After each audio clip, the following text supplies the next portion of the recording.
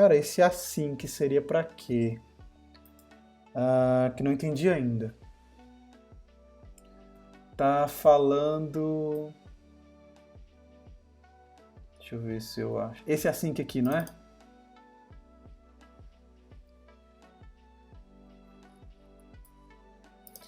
Pronto, que assim. O async, eu vou até fazer o seguinte, eu vou até marcar aqui uns exemplos. Deixa eu já te fazer uns exemplos aqui.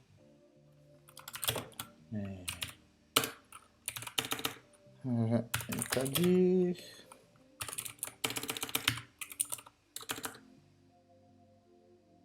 Isso, tem assim que o await, mas já vou te explicar.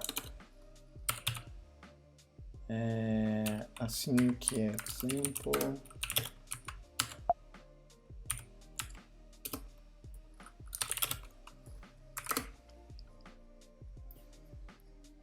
Só não sei para que serve quando usar. Então, já te explico aqui qual é a parada.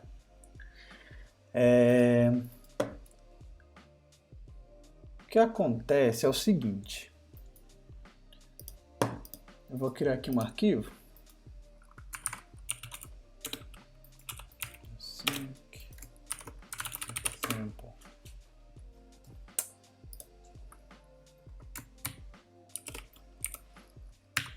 JS. Ó, em JavaScript, tu tem um negócio que se chama promise, certo? O que é uma promise? Promise, já te mostro aqui. Const promise recebe new promise.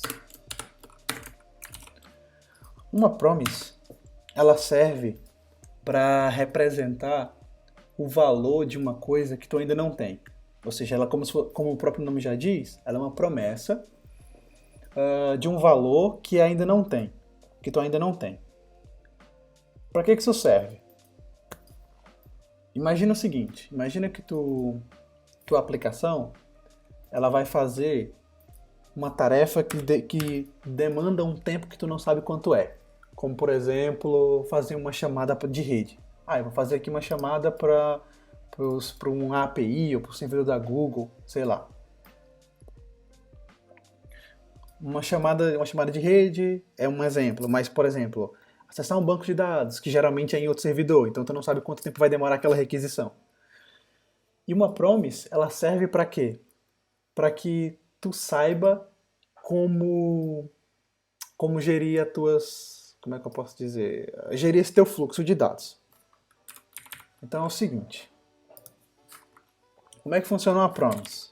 Tu tem aqui a promise.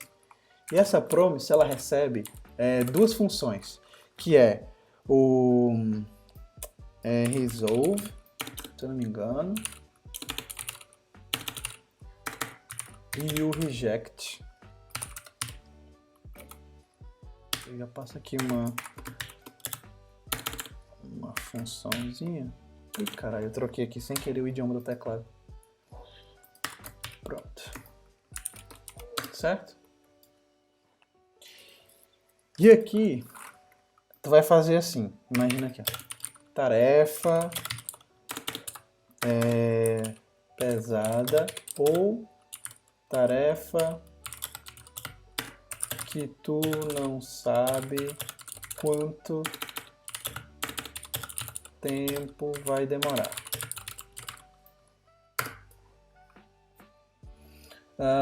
A partir daí, o que tu vai fazer? Imagina que tu faz essa tarefa e pronto, tu terminou e vai resolver, certo? Resolve é o método que tu chama quando as coisas dão certo. Então tu vai lá e diz, sei lá, eu vou retornar aqui uma string. E a string vai ser resposta do servidor. Basicamente isso. Aqui são coisas aleatórias, tá? Não é... Pronto, na vida real tu vai ter realmente uma resposta do servidor e tal, tudo bonitinho. Aqui é só de exemplo mesmo. E aí o que o promise faz? O promise tu consegue fazer o seguinte. Promise ponto. Aliás, vou até botar um nomezinho melhor. Vou botar assim. Resposta do servidor. Pronto. E aí o que acontece? Como é que normalmente tu desenvolveria isso aqui? Tu coloca resposta do servidor, que é o nome dessa promise, ponto then, e o ponto then é o seguinte. É um métodozinho também que tu vai executar quando essa tarefa, que tu não sabe quanto tempo vai demorar, ela terminar. Então, quando essa tarefa terminar, então tu vai executar o método then. O que vai vir aqui na resposta? A coisa que foi resolvida aqui. Então, o que tu resolver aqui vai aparecer aqui, certo? Então, eu vou fazer o quê? Vou dar console.log resposta.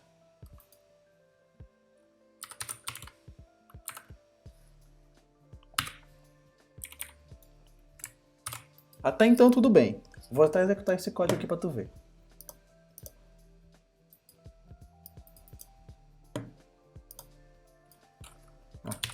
Node vai ficar muito pequeno, é melhor executar aqui no terminal. Deixa eu até tirar aqui do full screen. Botar pra cá para ficar melhor. Node, assim que exemplo. Aí eu vou rodar, certo? Ó, aí ele vai lá e o quê? Resolve isso e posta aqui. E o console log, a única coisa que ele faz é escrever aqui no terminal. Então ele vai e escreve aqui. Vou até fazer assim, ó.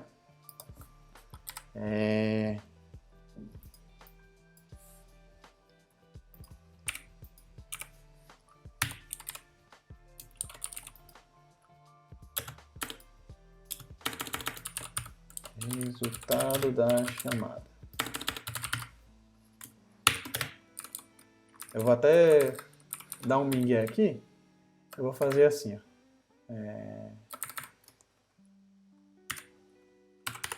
50 usuários ativos. Tô de zoeira mesmo. Eu vou lá. Pronto, 50 usuários ativos. Imagina que isso é uma chamada real. Só que isso aqui tem um problema. Qual o problema? O problema é que isso aqui, ele funciona de uma maneira assíncrona. Então, se por exemplo, se eu botar um código aqui, console.log meu nome é Messias.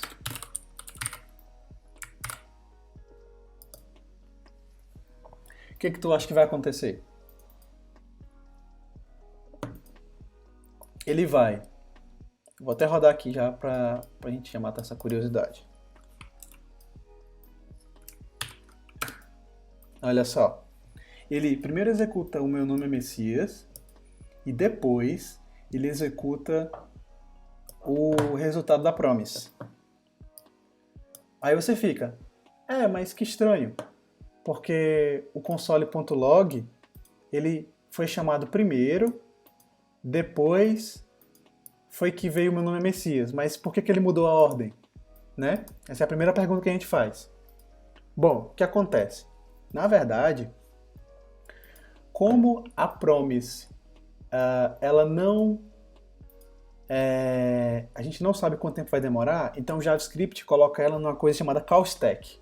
Eu vou até te mostrar o que é call stack. Eu não vou te explicar o que é call stack agora, certo? Porque é um conceito que é bem complicadinho de... Não é complicado, mas é um pouco chatinho.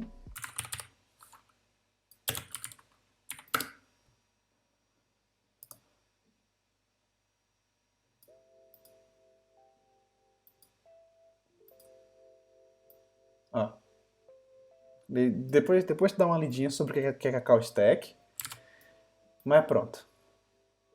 Ele joga, o que a promise faz? Ela joga a tua execução na call stack, executa o resto, aí depois que tudo que tiver aqui tiver sido executado, aí depois é que ela vai executar isso aqui. Então é por isso que ele primeiro mostra isso e depois faz o resto, certo?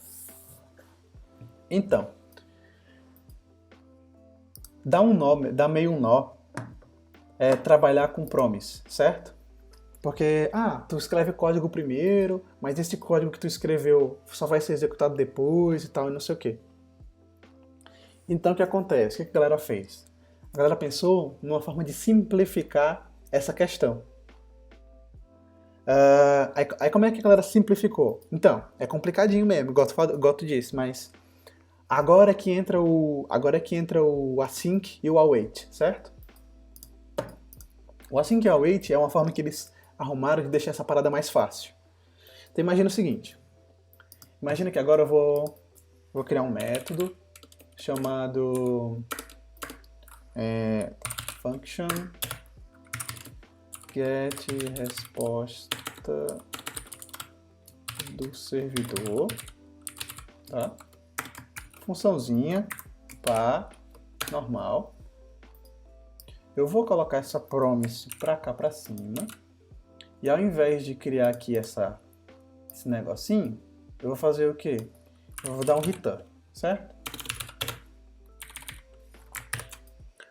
Então tudo bem.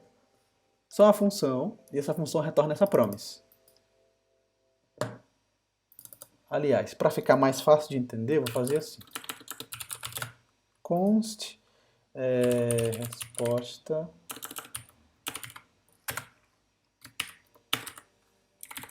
e aqui eu faço um return da resposta. Só para ficar mais fácil de entender. Atenção, esse return, ele não é o return dessa string aqui que eu estou retornando, não. Esse return é, na verdade, um return da promise, certo? Então tá aqui. Agora eu vou criar uma segunda função chamada function mostrar resultado.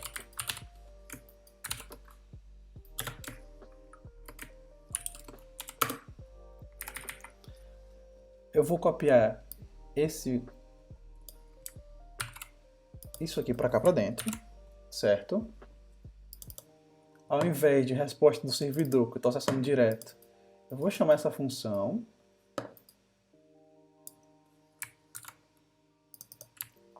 Certo? A outra coisa que eu fiz foi substituir essa resposta pela chamada da função. E agora, aqui embaixo, eu chamo essa mostrar resultado, certo? Essa função. Eu só peguei o mesmo código e separei ele em duas funções diferentes. Agora vamos rodar. Sem alteração nenhuma, certo? Executou exatamente do mesmo jeito. Aí agora é o pulo do gato. Eu vou anotar essa função como async, certo? Esse resposta do servidor, olha o que eu posso fazer. Eu posso só fazer assim agora. Const, vou remover essa parada aqui.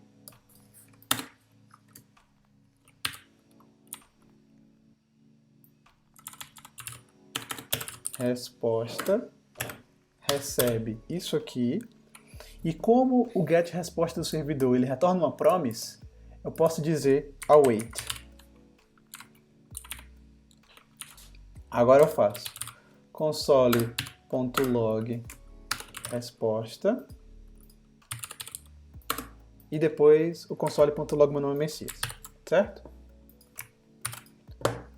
Agora vamos ver como é que isso aqui rola. Olha só. Agora ele executou na ordem certa.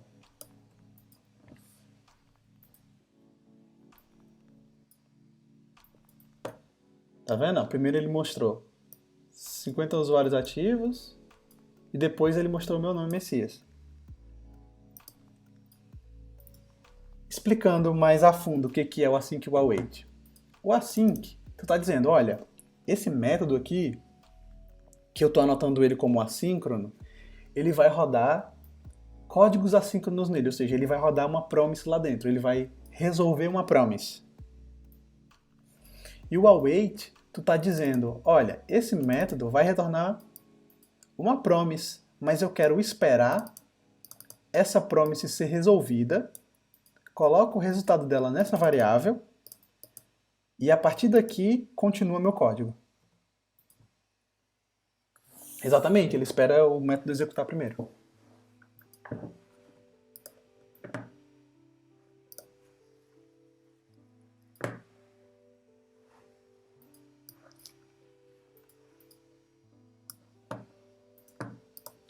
Pronto, é isso aí, cara.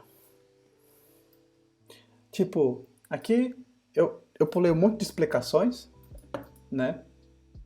Eu pulei a explicação da callstack, eu pulei a explicação do reject, eu pulei a explicação, por exemplo, do outro método, porque tu viu um método chamado then, mas tem o método catch, porque eu queria mesmo só mostrar as paradas como é que funcionava, e para poder mostrar o async e o await eu tinha que mostrar a promise primeiro.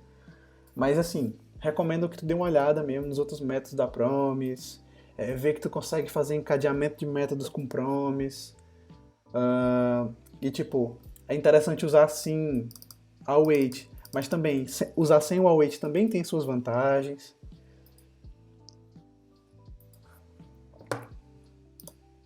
Mas assim, para explicação didática até que funcionou, né?